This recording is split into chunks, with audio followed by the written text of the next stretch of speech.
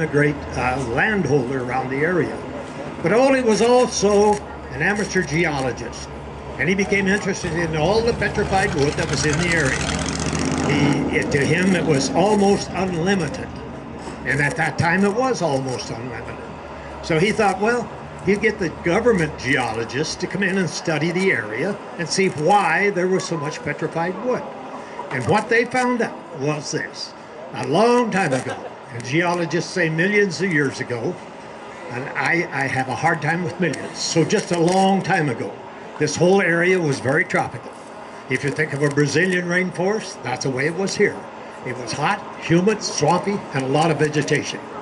The climatic changes came about, the water dried up, the vegetation died, and got covered up very quickly by some big disaster. It might have been about the time that the dinosaur disappeared when the asteroid hit the Earth.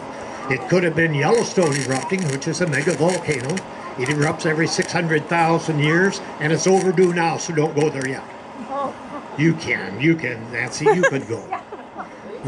But whatever happened, the vegetation got covered up quickly, so the air didn't decay the wood fibers. The minerals in the ground and the groundwater seeped into the wood fibers and then solidified. So basically, what petrified wood is just solidified bedrock. You all remember, now probably some of you younger ones, but you older people, you elderly people, remember when Mount St. Helens erupted, and that was in 1980. I've had people from that area come in here and tell me there is already evidence of petrification there, and that's only 37 years ago. So it does not take a million years to petrify something. Ole thought, well, I'll gather some of the better pieces from the area and put them all in one place and let everybody enjoy it. A lot of people think WPA or CCC projects, no government money involved in the Petrified Wood Park. It was all privately funded by Ole Quammen. So Ole hired 30 or 40 men in 1930 to haul his rocks in. He paid for it all out of his own pocket. These men wouldn't have had a job probably, because that was the beginning of the Great Depression. And Ole, I suppose the paycheck was maybe $1 a day, but it still put food on the table. Ole started in 1930, dedicated the park in 1932. At one of the accounts says there were 7,000 people here, and another account says 10,000 people. And how they counted them, I don't know, 1, 2, 3, or how they, but and either number is quite plausible, because I've seen pictures of the park when they had the dedication, and it was full. So he dedicated 1932, built the museum in 1933, and he built it with a museum in mind, but it didn't get to be a museum until the mid-50s. Ole died in 1934. He was 63 years old, quite young by our standards, but maybe back in 1930 then. But he did die of an untimely death. He died of a heart attack. His heirs, Ole's heirs, tried to give the park to the city of Lemmon for 20 years. The city of Lemmon didn't want it. All they could see is getting it off the tax rolls, the cost of upkeep. And they didn't want a pile of rocks. And all it was a pile of rocks out in this block. So finally in 1954, the city accepted it. And that's when the museum became a museum. But they still didn't do much with the park until the mid-80s. A young fellow graduated from high school here in 1953, left the area, went to Minnesota, and did extremely well. So in the mid-80s, 1987, he left a considerable amount of money with a note to the park for the restoration of the park. And that's when the city finally decided, well, we got this money, we better pour some sidewalks, plant some grass, move some rocks around. And so now the park looks fairly decent. Some of the things in the park that catch my attention is, one of them is that we have the markers between North and South Dakota. We have 5 of those in the park. And what that was, North Dakota and South Dakota both became states in 1889. And they both signed, they got their statehood signed at the same time, but nobody knows which one is first. To this day, nobody knows whether North Dakota was first or South Dakota was first. But what they wanted to do was they wanted to delineate the 2 states. So from the Minnesota border to the Montana border, every half mile, they put one of those quartz markers. And they're 7 feet tall, 3.5 feet in the ground, 3.5 feet above the ground. They were quarried in Sioux Falls. They were shipped up the river to Bismarck and across from Bismarck by train to Dickinson and then down to the center, our western part of the state. Another thing is the cannonballs. We have 5 cones made out of round rocks and commonly called the cannonballs. If you would ask most of the people in Lemmon where they came from, they would tell you we have a cannonball river north of here. That's not so. They did not come from the Cannonball River. They were formed in the sand by a chemical process or a chemical reaction, and Mother Nature just made them round. They didn't all come out round. You can see this marker right on the edge of the gift shop there. That is the same process, but it didn't come out round. Most of the round rocks have been gathered. Mr. Quammen had one of the nicest houses in town. It's 2 blocks over, 1 block over, and 1 block to the west. 1 block over and 2 blocks. Anyhow, it's just north of the Catholic Church. And it is still standing, and it is still a nice house. It was one of the better houses in town at Mr. Quammen's time.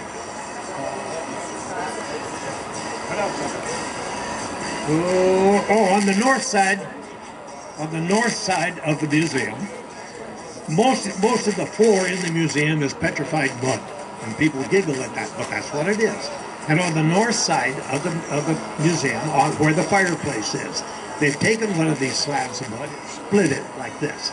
And on one half is a hump of a pine cone, the other half is the indention of a pine cone. And it might be interesting if you wanted to go look at that. Roads. Down years ago, there was an old boy by the name of Smoky Sebastian, and he had a bar at Meadow. He had his walls decorated with all of the local ranchers and farmers' brands. And when he passed away, his wife thought, well, it'd be nice to put them in this museum. So in the museum, we have a wall full of all the local ranchers and farmers' brands. And some of them go way back. We have a 45-star flag in there, and the reason that flag is in there is Utah was the 45th state to come into the Union. This was in it was a flag, the standard flag until 1907 when Oklahoma came in. So, but 45 stars in the flag, and the reason that flag is in the museum today is because in 1898 the United States and Spain were involved in what they called Spanish-American War, and the flag that's in there flew during that war. We also, some I don't know if there's any that old here or not, but there was an early doctor by the name of Totten, Doc Totten. Gene remembers him, yeah, Doc Totten.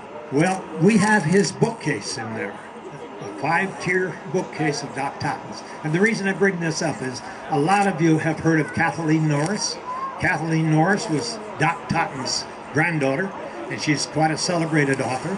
And so I thought, well, I'll throw that in too. Shucks, I guess I covered it all. Carolyn asked me if I would write a poem about Ole, and I forgot about it. And here just the other day, I thought, well, I better get it done. So, Ole Quammen was born in 1871. Had some good blood in him. He was an old Norwegian son. Set sail across the ocean in 1872, rode the rough Atlantic, sailed the ocean blue. He came to Lemmon in its early day, looked around the country, and then decided to stay. He liked the rocks around here and thought he'd gather them if he could. Turned out they were unlimited, this thing called petrified wood.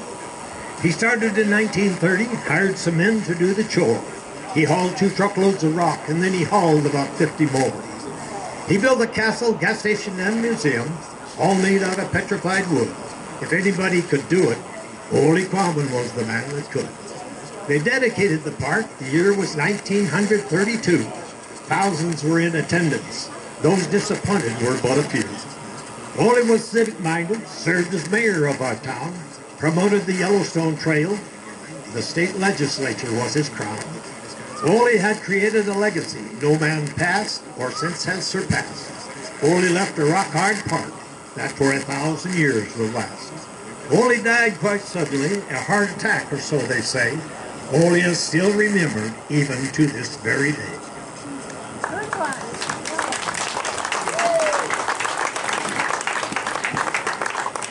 I forgot to tell you about the Yellowstone Park, and that's very important, not the Yellowstone Park, the Yellowstone Trail.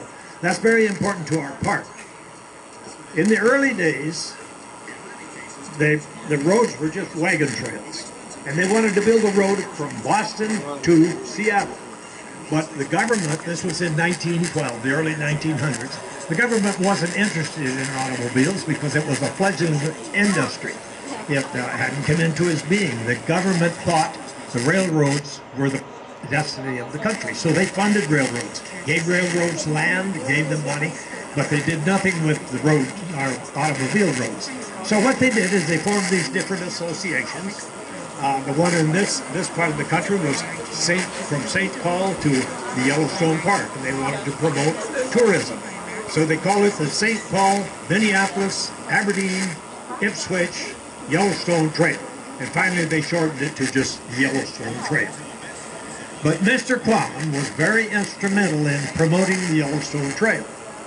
The original road came right through, diagonally through his park. And if you look on the southeast corner of the park, there's two large pillars. And the Yellowstone Trail came diagonally through the park, and so Mr. Quammen built a gas station here. Well, it went up north to the end of Main Street, and then went west. Quammen built another gas station. And at one time, the only city in South Dakota that pumped more gas than Mr. Quammen was Sioux Falls. Thanks, Bill. Boy, after that, I guess I've got to say I'm a woman of few words. Thank you all for coming. Really appreciate it. The museum and the gift shop will be open for a while. If you want to go through the museum, if you haven't been through it in a long time, we've got new items. You might want to take a look. You might want to bring something in sometime, so do that. We have a lot of new things at our gift shop, so just, take time to browse. It's a beautiful evening. Thank you for coming.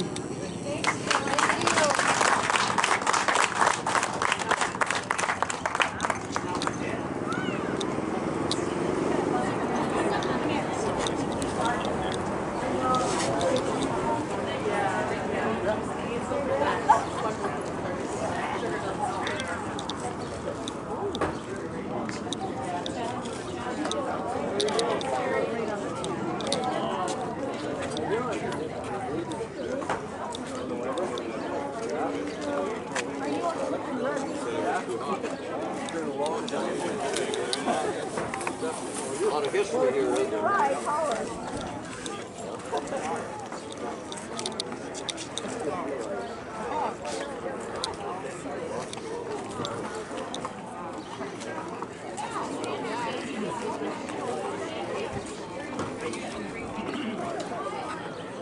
Lloyd, are you coming?